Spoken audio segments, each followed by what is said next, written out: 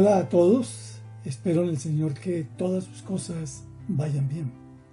Es para mí una gran alegría el tener nuevamente esta oportunidad de compartir la palabra de Dios con ustedes, y es mi esperanza que Él hable a sus corazones y a sus mentes como lo ha hecho conmigo al preparar este tema. Hoy he sido invitado a compartir en el estudio bíblico el tema de delegar en la iglesia, a través de los pasajes que se encuentran en Hechos capítulo 6, versículos 3 al 6 y Hechos 14 del 23 al 27. Voy a pedirles el favor que busquen estos pasajes en sus Biblias. Yo estaré leyéndolo en la Nueva Versión Internacional y ustedes en la versión que tengan, y comparen por favor las diferentes versiones para que el Señor nos hable en los diferentes lenguajes que se usan en estas versiones, pero que no cambian el mensaje. El delegar es uno de los principios fundamentales de la gerencia en su proceso de organización.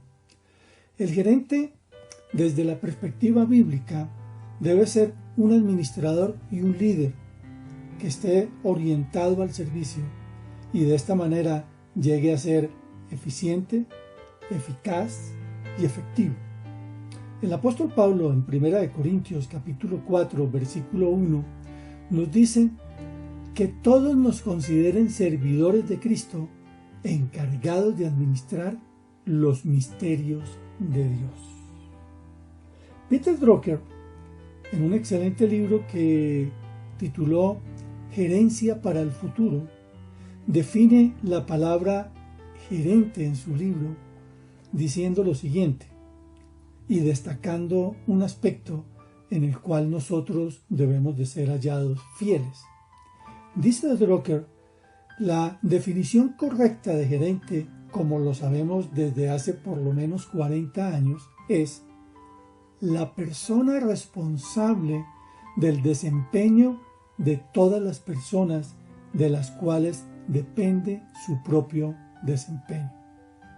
Recuerdo que al inicio de mi carrera profesional me desempeñaba muy bien en la elaboración de proyectos, lo cual dependía de mis conocimientos y habilidades. Mi gran desafío se presentó cuando los resultados no dependían solo de mí, sino del equipo que tenía bajo mi supervisión. Tenía los conocimientos teóricos y técnicos adquiridos a través de los estudios en la universidad y en la lectura de materiales gerenciales, pero no tenía la experiencia de ponerlos en práctica. Y veía entonces que los resultados del equipo no eran satisfactorios y que como equipo tampoco éramos efectivos en la resolución de problemas. Y en medio de esta preocupación y de estas circunstancias, el Señor Jesucristo permitió que fuera invitado por la Cruzada Estudiantil y Profesional para Cristo en Colombia a un seminario sobre el Plan Supremo de Evangelización, y ese seminario sería dictado por Albert Marulanda. En este seminario aprendí los 8 principios rectores del plan del Señor Jesucristo para el logro de su misión y desarrollo de su visión. A partir de ese momento, he puesto en práctica estos principios bíblicos tanto en mis trabajos seculares como en la iglesia, y el Señor me ha permitido ver los resultados, alcanzando los objetivos proyectados y la resolución de los problemas que se me han presentado. Me gustaría compartir con ustedes estos 8 principios de Robert Coleman en su libro Plan Supremo de Evangelización, y que prestemos atención a cada uno de ellos y que cada uno de nosotros nos examinemos y nos evaluemos qué tanto de estos principios ponemos en nuestro día a día en práctica para alcanzar ese plan que Dios tiene para con cada uno de nosotros.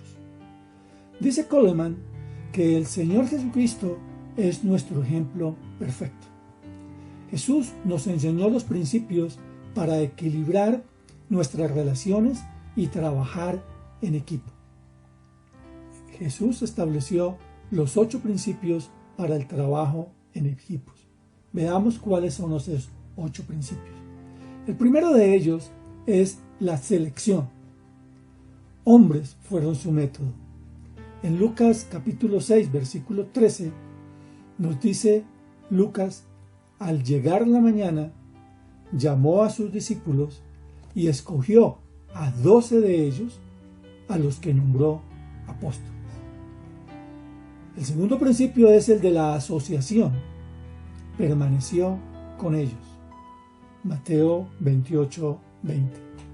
Enseñándoles a obedecer todo lo que les he mandado a ustedes, y les aseguro que estaré con ustedes siempre hasta el fin del mundo. El tercer principio es el de la consagración. Jesús exigió obediencia. Mateo 28, 20. Carguen con mi yugo y aprendan de mí, pues yo soy apacible y humilde de corazón, y encontrarán descanso para su alma. El cuarto principio es el de la comunicación. Jesús se entregó a sí mismo. Juan 20, 22. Acto seguido, sopló sobre ellos y les dijo: reciban el Espíritu Santo. El quinto principio es el de la demostración. Jesús les mostró a sus discípulos cómo vivir y cómo hacer las cosas. En Juan 13:15, Jesús les dijo: les he puesto el ejemplo para que hagan lo mismo que yo he hecho con ustedes. El sexto principio es el que vamos a estar estudiando en el día de hoy, que es el de la delegación. Jesús le asignó trabajo a sus discípulos. Mateo 4:19. Vengan, síganme, les dijo Jesús, y los haré pescadores de hombres. El séptimo principio es el de la supervisión. Los vigiló sin cesar. Marcos 8:17. Al darse cuenta de esto, Jesús les dijo: ¿por qué están hablando de que no tienen pan? ¿Todavía no ven ni entienden? ¿Tienen la mente embotada? Y el octavo principio es el de la reproducción. Jesús espera de sus discípulos y de nosotros que nos reproduzcamos. En Juan 15:16 dice el Señor: no me escogieron ustedes a mí, sino que yo los escogí a ustedes y los comisioné para que vayan y den fruto, un fruto que perdure. Así el Padre les dará todo lo que pidan en mi nombre. Hoy, como lo he dicho, estaremos analizando el principio de la delegación. Tengamos en mente lo que el apóstol Pablo nos dice y le enseñaba a Timoteo, su discípulo. Segunda de Timoteo, capítulo 2, versículo 2. Lo que me has oído decir en presencia de muchos testigos, encomiéndalo a creyentes dignos de confianza, que a su vez estén capacitados para enseñar a otros. A continuación, vamos a estar hablando sobre el delegar en la iglesia, sobre los 2 pasajes que comenté anteriormente, en Hechos capítulo 6 y en Hechos capítulo 14. Inicialmente estaré leyendo Hechos capítulo 6, versículo 3. Hermanos, escojan de entre ustedes a 7 hombres de buena reputación, llenos del espíritu y de sabiduría, para encargarles esta responsabilidad. Hechos capítulo 14, versículo 23. En cada iglesia nombraron ancianos y con oración y ayuno los encomendaron al Señor, en quien habían creído. A pedirles que me acompañen en la siguiente oración. Padre, gracias por tu palabra. Te pido que a través de ella y la guía de tu Santo Espíritu podamos poner cada uno de nosotros en práctica lo enseñado por ti sobre la delegación. y así, Señor, nos permitas ver los resultados del plan que tú tienes para con cada uno de nosotros en cada uno de los roles que nos permites desempeñar. Todo esto, Señor, yo te lo pido en el nombre del Señor Jesucristo y en el poder de tu Santo Espíritu. Amén y amén. Voy a leer ahora el contexto de este versículo 3 de Hechos 6, leyendo Hechos 6 desde el versículo 1 al versículo 7. Y agradecería que cada uno de ustedes preste atención a los detalles de estas historias que estaremos leyendo en este punto y en los siguientes puntos. Hechos 6, 1, 7. En aquellos días, al aumentar el número de los discípulos, se quejaron los judíos de habla griega contra los de habla aramea de que sus viudas eran desatendidas en la distribución diaria de los alimentos. Así que los 12 reunieron a toda la comunidad de discípulos y les dijeron: no está bien que nosotros los apóstoles descuidemos el ministerio de la palabra de Dios para servir las mesas.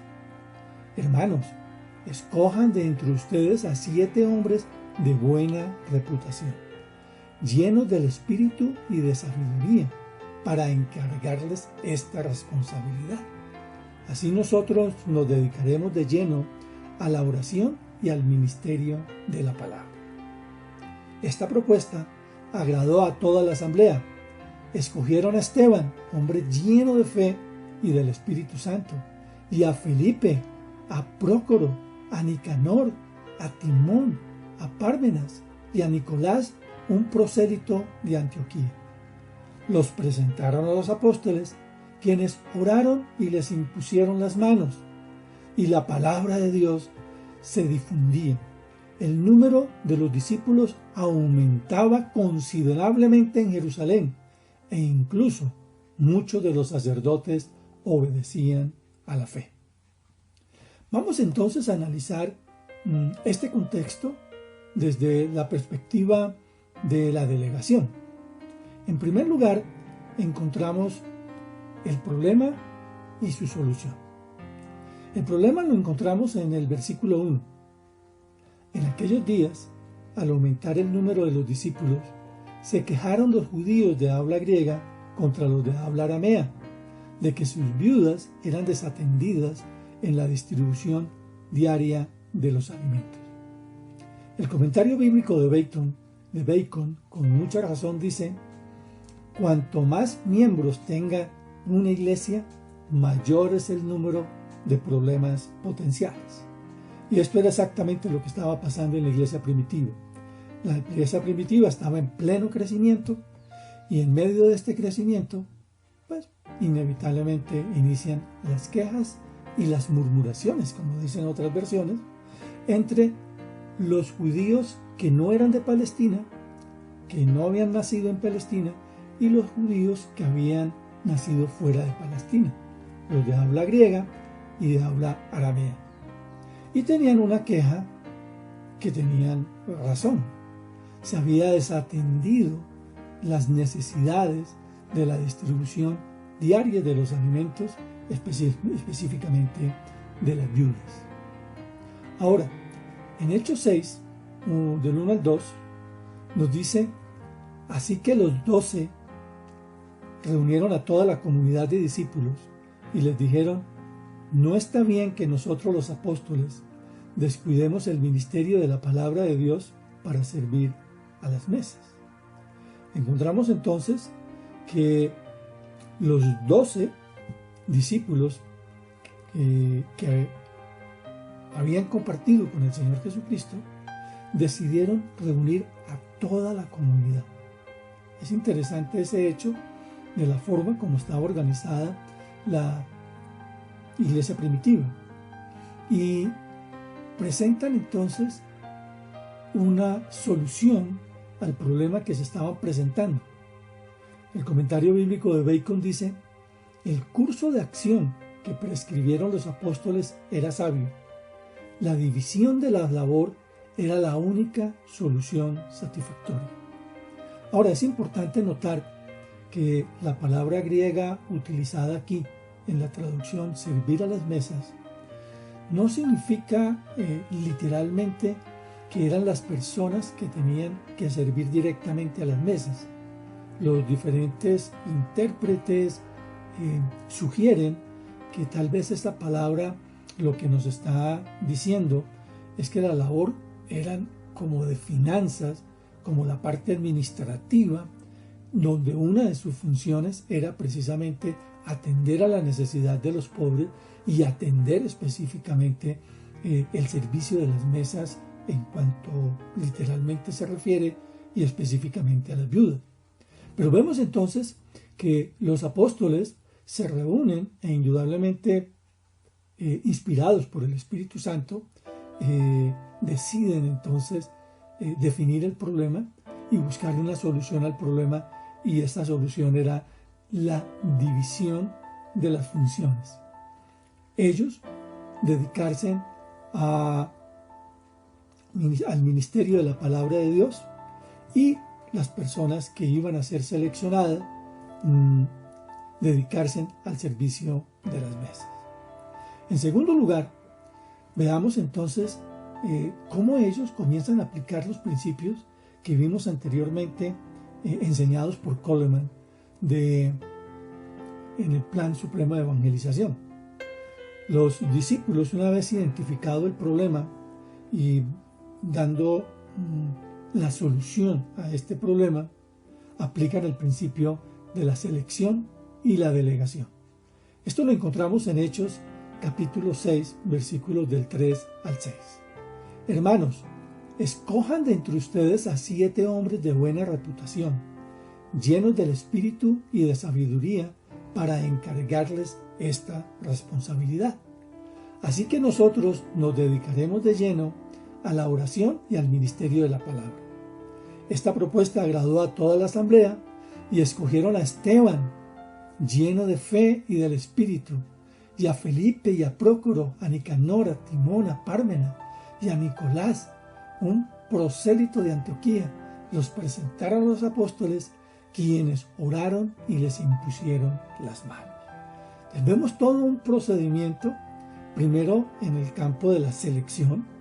Vemos las características y las habilidades y también los dones que deberían de reunir las personas que iban a ser seleccionadas, y con base en esos criterios hicieron la selección, y allí encontramos entonces, por ejemplo, a Esteban, el primer mártir que encontramos en la Escritura, y también encontramos a Felipe como seleccionado, y después vemos cómo él desarrolla toda una labor de evangelización, y encontramos también a los demás mencionados acá, que fueron aceptados por los apóstoles y a quienes les impusieron las manos y oraron por ellos. Vemos que los apóstoles, luego de encontrar la solución al problema en la división de labores, aplicaron los principios de delegación, selección, comunicación y reproducción. Pero debido a la aplicación de estos principios, encontramos en este pasaje también los resultados. Hechos capítulo 6, versículo 7. Y la palabra de Dios se difundía.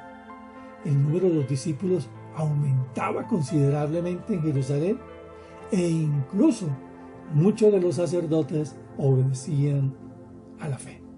Vemos entonces que la puesta en práctica de la palabra de Dios siempre alcanza los resultados, y podemos dimensionar y evaluar esos resultados. El comentario bíblico de Bacon sobre estos versículos saca en conclusión una gran enseñanza y nos dice cómo resolver problemas. Primero, reconozca el problema. Segundo, no subordine los puntos esenciales, define el problema y busque una solución. En tercer lugar, elimine las causas de la queja o elimine las causas del problema. Y por último, ponga en práctica los principios, y entonces, en cuarto lugar, coseche los resultados de una solución sensible. Vayamos ahora al contexto del siguiente pasaje para complementar estos principios. Hechos capítulo 14, versículos 21 y 27. Después de anunciar las buenas nuevas en aquella ciudad y de hacer muchos discípulos, Pablo y Bernabé regresaron a Listra, a Iconio y a Antioquía, fortaleciendo a los discípulos y animándolos a perseverar en la fe. Es necesario pasar por muchas dificultades para entrar en el reino de Dios, les decían. En cada iglesia nombraron ancianos y con oración y ayuno los encomendaron al Señor en quien habían creído. Atravesando Pisidia, llegaron a Panfilia y cuando terminaron de predicar la palabra en Perge, bajaron a Atalía. De Atalía navegaron a Antioquía, donde se les había encomendado a la gracia de Dios para la obra que ya habían realizado. Cuando llegaron, reunieron a la iglesia e informaron todo lo que Dios había hecho por medio de ellos y de cómo había abierto la puerta a la fe a los gentiles, y se quedaron allí mucho tiempo con los discípulos. Vemos a través de este pasaje que el apóstol Pablo, los discípulos del Señor, aplicaron en primer lugar el principio de la demostración. Y es interesante ver el contexto del pasaje que leí, leyendo unos versículos anteriores en Hechos 14, pero del 19 al 22. Veamos qué pasó allí antes de hacer esta selección de los ancianos de la iglesia. Hechos 14, 19, 22. En eso llegaron de Antioquía y de Iconio unos judíos que hicieron cambiar de parecer a la multitud. Apedrearon a Pablo y lo arrastraron fuera de la ciudad, creyendo que estaba muerto. Pero cuando lo rodearon los discípulos, él se levantó y volvió a entrar en la ciudad. Al día siguiente partió para Derbe en compañía de Bernabé. Después de anunciar las buenas nuevas en aquella ciudad y de hacer muchos discípulos, Pablo y Bernabé regresaron a Listra, Iconio y Antioquía, fortaleciendo a los discípulos y animándolos a perseverar en la fe. Es necesario pasar por muchas dificultades para entrar en el reino de Dios, les decía. Entonces vemos en estos versículos cómo Pablo y Bernabé, a través de su ejemplo, enseñaba a los discípulos cómo realizar el cumplimiento de la gran comisión y cómo realizar las tareas que más tarde ellos estarían delegando en los discípulos seleccionados para que dirigieran el cumplimiento de la gran comisión, el sostenimiento de la iglesia y el desarrollo del reino de Dios. Vemos en estos versículos la puesta en práctica del principio de la demostración. Siguiendo el ejemplo del Señor Jesucristo, Pablo y Bernabé enseñaban a los discípulos a través de su ejemplo cómo hacer discípulos, cómo fortalecerlos y cómo animarlos. Esto me recuerda lo que nos enseña el apóstol Pablo en 1 Corintios capítulo 11, versículo 1. Imítenme a mí como yo imito a Cristo. En segundo lugar, encontramos entonces, además de la aplicación del principio de la demostración, cómo Pablo estaba preocupado por ir organizando a la iglesia a medida que iba realizando sus diferentes viajes misioneros y que iba haciendo discípulos. Veamos que en el versículo 23 de Hechos 14, Pablo nos dice Lucas, en cada iglesia nombraron ancianos y con oración y ayuno los encomendaron al Señor en quien habían creído. El comentario bíblico de Bacon nos dice, es necesario cierto grado de organización para preservar la continuidad de cualquier movimiento, de cualquier organización y de cualquier iglesia. Y finalicemos esta enseñanza viendo un principio fundamental sobre el tema de la delegación. Cuando recibimos delegaciones, como en el caso del apóstol Pablo y Bernabé, ellos hicieron un gran esfuerzo por regresar a su iglesia madre y allí poderles rendir un informe sobre los resultados de la labor encomendada. Rendición de cuentas. Hechos 14, versículos 14 y 28. Atravesando Pisidia, llegaron a Panfilia, y cuando terminaron de predicar la palabra en Perge, bajaron a Atalía. De Atalía navegaron a Antioquía, donde se los había encomendado a la gracia de Dios para la obra que ya había realizado. Cuando llegaron, reunieron a la iglesia e informaron de todo lo que Dios había hecho por medio de ellos y de cómo había abierto la puerta de la fe a los gentiles. Y se quedaron allí mucho tiempo con los discípulos. El comentario bíblico de Bacon, que me ha apoyado para esta enseñanza, nos hace un resumen de estos versículos diciendo cómo conservar los convertidos. Dice el comentario que en primer lugar, para conservar los convertidos, debemos de fortalecer sus almas, exhortarlos a ser firmes en segundo lugar, y en tercer lugar, advirtiéndoles de la tribulación. Ellos podían decir brevemente: misión cumplida. Luego de haber visto el principio de la delegación dentro del contexto del proceso de organización que debe realizar un gerente, y de haber visto estos conceptos puestos en práctica por los discípulos del Señor y el apóstol Pablo en el pasaje que estudiamos en el capítulo anterior, vamos ahora a estudiar el principio de la delegación. Y voy a hacerlo a través de dos pasajes que estaré leyendo en el libro de Éxodo y en el libro de Números. Voy a pedirles nuevamente que presten atención a la lectura, sobre todo en los detalles, teniendo en cuenta los principios que ya hemos estudiado en los dos capítulos anteriores.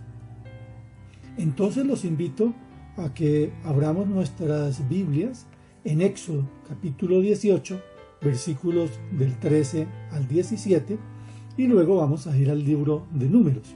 Empecemos con el pasaje de Éxodo. Al día siguiente, Moisés ocupó su lugar como juez del pueblo, y los israelitas estuvieron de pie ante Moisés desde la mañana hasta la noche. Cuando su suegro vio cómo procedía Moisés con el pueblo, le dijo: ¿pero qué es lo que haces con esta gente? ¿Cómo es que solo tú te sientas mientras todo este pueblo se queda de pie ante ti desde la mañana hasta la noche? Es que el pueblo viene a verme a consultar a Dios, le contestó Moisés. Cuando tienen algún problema, me lo traen a mí para que yo dicte sentencia entre las dos partes. Además, les doy a conocer las leyes y las enseñanzas de Dios.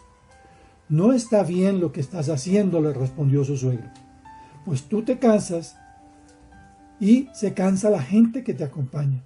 La tarea es demasiado pesada para ti, no la puedes desempeñar tú solo. Oye bien el consejo que voy a darte y que Dios te ayude. Tú debes representar al pueblo ante Dios y presentarle los problemas que ellos tienen. A ellos los debes instruir en las leyes y en las enseñanzas de Dios y darles a conocer la conducta que deben llegar y las obligaciones que deben cumplir. Elige tú mismo entre el pueblo hombres capaces y temerosos de Dios que amen la verdad y aborrezcan las ganancias mal habidas. Serán ellos los que funjan como jueces de tiempo completo, atendiendo los casos sencillos, y los casos difíciles te los traerán a ti. Eso te aligerará la carga, porque te ayudarán a llevarla. Si pones esto en práctica y Dios así te lo ordena, podrás aguantar. El pueblo, por su parte, se irá a casa satisfecho. Moisés atendió la voz de su suegro y siguió sus sugerencias. Escogió entre todos los israelitas hombres capaces y los puso al frente de los israelitas, como jefes de 1000, 100, 50 y 10 personas. Estos jefes fungían como jueces de tiempo completo, atendiendo los casos sencillos, pero remitiendo a Moisés los casos difíciles. Más tarde, Moisés despidió a su suegro, quien volvió entonces a su país. Pero veamos ahora el pasaje de Números 11, del 10 al 17, que nos muestra cómo se sentía Moisés con la carga que él estaba llevando.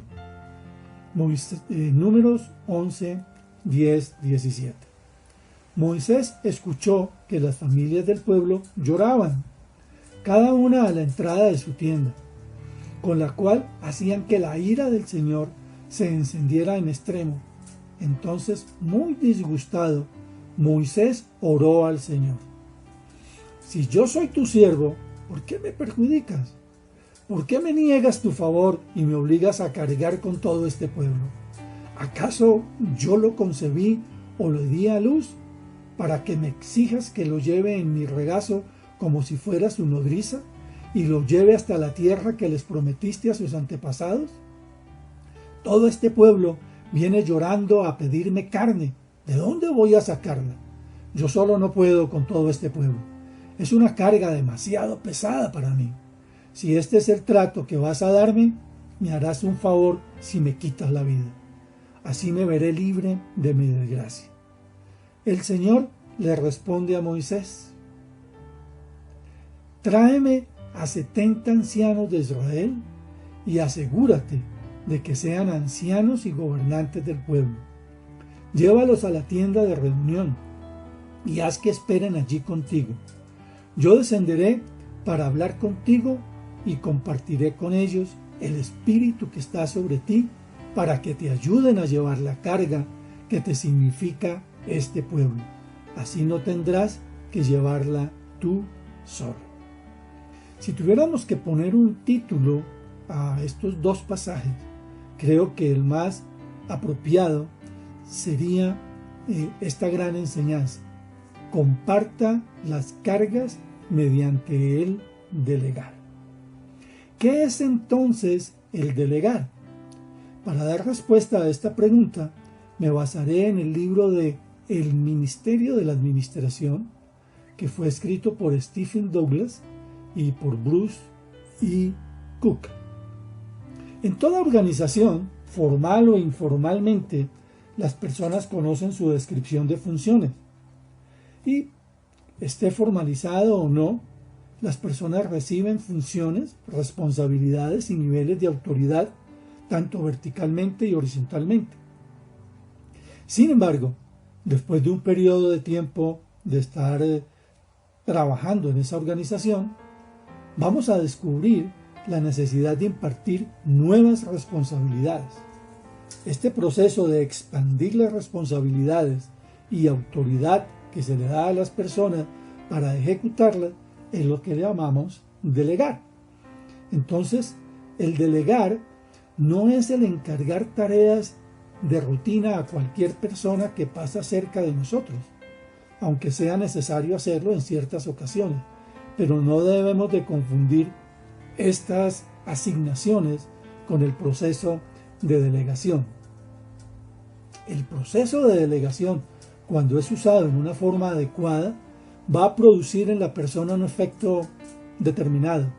Aquella persona deberá sentirse responsable por el trabajo delegado hasta que este efecto no sea notado en la persona, la verdadera delegación no se ha llevado a cabo. ¿Qué es entonces delegar? Delegación es un proceso sobre la marcha por medio del cual un gerente asigna responsabilidades y autoridad adicionales a un subordinado. Y entonces la pregunta que nace es: ¿y por qué delegar? Contestemos esta pregunta mirando algunas razones si no delegamos y otras razones si delegamos. ¿Cuáles serán las consecuencias de la delegación? Si no delegamos, el trabajo probablemente va a convertirse en una carga demasiado grande. Esto es especialmente cierto en una organización que se encuentra en crecimiento. Esto lo vemos en Números 11, 14, 15. Yo solo no puedo con todo este pueblo. Es una carga demasiado pesada para mí. Si este es el trato que vas a darme, me harás un favor si me quitas la vida. Así me veré libre de mi desgracia. Números 11, 14, 15. En segundo lugar, si no delegamos, tendremos la tendencia de sobrellevar la carga sobre nuestros hombros solos, en tantos que otros van a estar esperando la oportunidad de ayudarnos. Esto es lo que vemos en Números 11, 16. El Señor le respondió a Moisés: tráeme a 70 ancianos de Israel y asegúrate que sean ancianos y gobernantes del pueblo. Llévalos a la tienda de reunión y haz que esperen allí contigo. Si Moisés no obedece a Dios y selecciona a estos 70 ancianos que Dios le está diciendo que les traiga, estos 70 ancianos que podrían ayudar a Moisés seguirían haciendo sus labores de acuerdo con sus funciones que habían sido delegadas. En tercer lugar, si no delegamos, nuestro personal se volverá estático y dormido y no desarrollará ni crecerá ante nuevos desafíos. Si delegamos, en primer lugar, personalmente nos vamos a beneficiar al tener otras personas compartiendo las cargas. Esto lo vemos en Números 11:17. Yo descenderé para hablar contigo y compartiré con ellos el espíritu que está sobre ti, para que te ayuden a llevar la carga que te significa este pueblo. Así no tendrás que llevarla tú solo. En segundo lugar, nuestro personal desarrollará mayor confianza y capacidad al asumir nuevas responsabilidades. Va a tener un crecimiento y va a tener un empoderamiento. En tercer lugar, la medida total de trabajo por realizarse va a aumentar y la capacidad entonces de la organización aumentará. Creceremos a nivel de capacidad al tener mayor personas preparadas para hacer diversos tipos de funciones.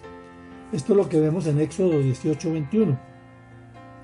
Elige tú mismo entre los pueblos hombres capaces y temerosos de Dios, que amen la verdad y aborrezcan las ganancias malavidas, y desígnalos jefes de 1000, de 100, de 50 y de 10 personas. Entonces, teniendo estos conceptos en mente, veamos ahora cuáles serían los principios de la delegación. El primer principio que encontramos acerca de la delegación es la habilidad en motivar a las personas a las cuales piensas delegar responsabilidades que determinará en gran manera el éxito o el fracaso.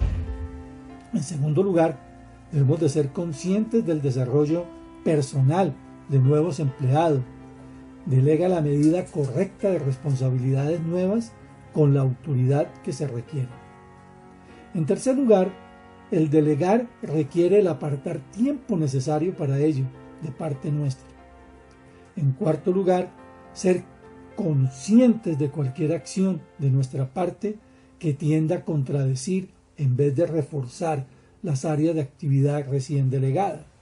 Errores que cometemos frecuentemente es, en primer lugar, insistir en tomar todas las decisiones, dar tareas para ser realizadas y no otorgar el grado de autoridad para realizar aquel trabajo, retirar el problema de las manos del subordinado y tomar una decisión cuando quizás la persona solo quería discutir sobre el asunto, usurpar la posición en un subordinado dando instrucciones a las personas que se encuentran a la vez bajo él. En quinto lugar, no proveer la información pertinente al subordinado para que pueda tomar las decisiones en su área de responsabilidad. Y en sexto lugar, dar contraórdenes sobre las decisiones tomadas por el subordinado cuando tales decisiones hayan sido tomadas dentro del área de responsabilidad delegada. Entonces, el delegar responsabilidades y autoridad solo es real cuando se lleva a la práctica y deja de existir cuando no puede ser ejercitado libremente. Entonces lleguemos a una conclusión. Dios espera que seamos fieles con las delegaciones que hemos recibido. Y Dios espera que seamos entrenadores, coach con las personas que nosotros tenemos bajo nuestra supervisión y a quienes les delegamos. Veamos estos dos principios con dos pasajes. El primero, Mateo 25, 19, 21. Después de mucho tiempo, volvió el Señor de aquellos siervos y arregló cuentas con ellos. El que había recibido las 5,000 monedas llegó con las otras 5,000. Señor, dijo, usted me encargó 5,000 monedas. Mire, he ganado otras 5,000. Su señor le respondió, hiciste bien, siervo bueno y fiel. En lo poco has sido fiel, te pondré a cargo de mucho más. Ven a compartir la felicidad de tu Señor. Espero que cuando recibamos delegaciones del Señor y de nuestros líderes, una vez que hayamos ejecutado el plan y estemos desarrollando la delegación recibida, al final el Señor nos diga: hiciste bien, siervo y bueno. En lo poco has sido fiel, te pondré a cargo de mucho más. En segundo lugar, recordemos lo que el apóstol Pablo le enseñaba a su discípulo Timoteo. 2 Timoteo 2:2. Lo que me has oído decir en presencia de muchos testigos, el principio de la demostración. En segundo lugar, viene el principio de la delegación. Encomiéndalo, delega. ¿A quiénes? A creyentes dignos de confianza que a su vez estén capacitados para enseñar a otros. Espero que con estos principios en mente los pongamos en práctica y que Dios nos permita ver los resultados de poner en práctica su palabra, especialmente este principio de la delegación en cada uno de los roles que Dios nos ha dado, para que cada uno de nosotros cumpla el plan que Dios tiene para su vida. Que Dios los bendiga y hasta una próxima ocasión. Chao.